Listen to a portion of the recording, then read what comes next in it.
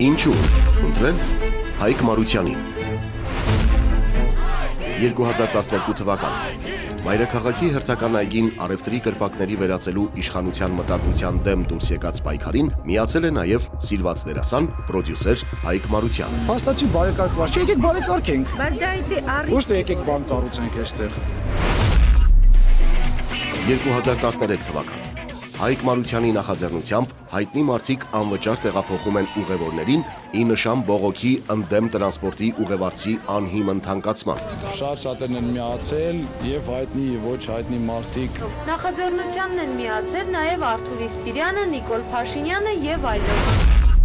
Գործը բրծավ, եկավ ժամը 6-ը, բոլորս փողոց, երկրիտերը մենք ենք, ոչ թե հեծը։ Տալավաց գումարներով կարող են փող հատուցել։ Ինչ է եղել, իրենց համար դա փոքր տոկոս է իրենց գրպանների համար։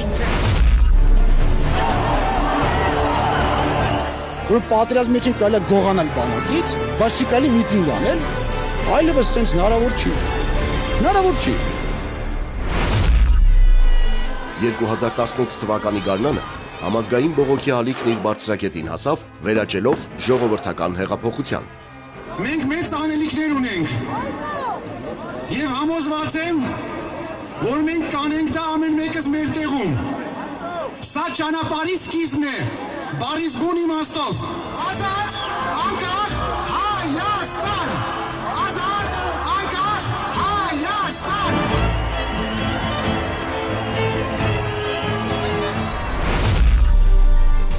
Ժողովրդի հաղթանակից հետո տեղի ունեցան Երևանի ավականու արտահերթ ընտրություններ։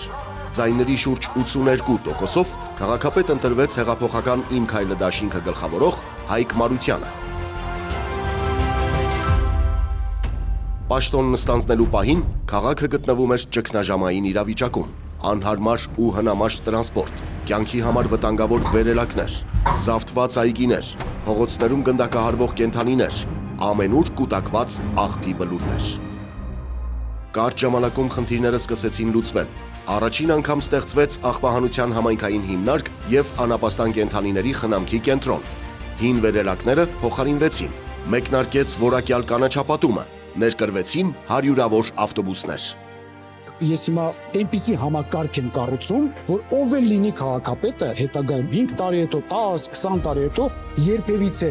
այս խնդիրը երևանցիների հետ ոչ մի առնչություն չունենա։ Պարզվեց ԿՊ-ին պետք չեն աշխատող ու ազնիվ մարդիկ, եւ նրանք հեռացրեցին քաղաքապետ Մարությանին։ Ես այս ամբողջ process-ը համարում եմ անարգանք Երևանցու քվեի հանդեպ։ Մարությանը սակայն սրանով չդադարեցրեց պայքարը։ 2023-ին Երևանի ավականու ընտրությունների արդյունքում նրա գլխավորած ուժը դարձավ ամենամեծ ընդդիմադիր խմբակցությունը։ 2025-ին նրա նախաձեռնությամբ մեկնարկեց տրանսպորտի թանկացման դեմ նոր շարժումը։ Արդյունքում իշխանությունը ստիպված եղավ սակագինը 300-ից դարձնել առավելագույնը 150 դրամ։ Մենակ պարոն Ավինյանն իրա տոմսի համար ծախսել է 7 միլիոն 650 հազար դրամ։ Իսկ արդեն 2026-ին Մարությանի թիմը լուրջ հայտ ներկայացրեց ազգային ժողովի ընտրություններում, որպեսզի ժողովրդի ձայնը լսելի լինի։ Մենք կարդացել ենք հաստատ ձեզ ենք ընտրելու մի տեղ։ Մեկա ձեզ եմ ընտրելու։ Եղած ձեզ է ընտրում։ Դերետ ենք հաշել։ Ընտրենք ձեզ։ Ձեզ է ընտրում։ Ձեզ ենք ընտրել։ Էպիզոդ։ Կագրած ձեզ ենք ընտրել։ Ամբողջ մեր ընտանիքը ընտրել է ձեզ։ Հայկ Մարության միշտ ժողովրդի կողքին։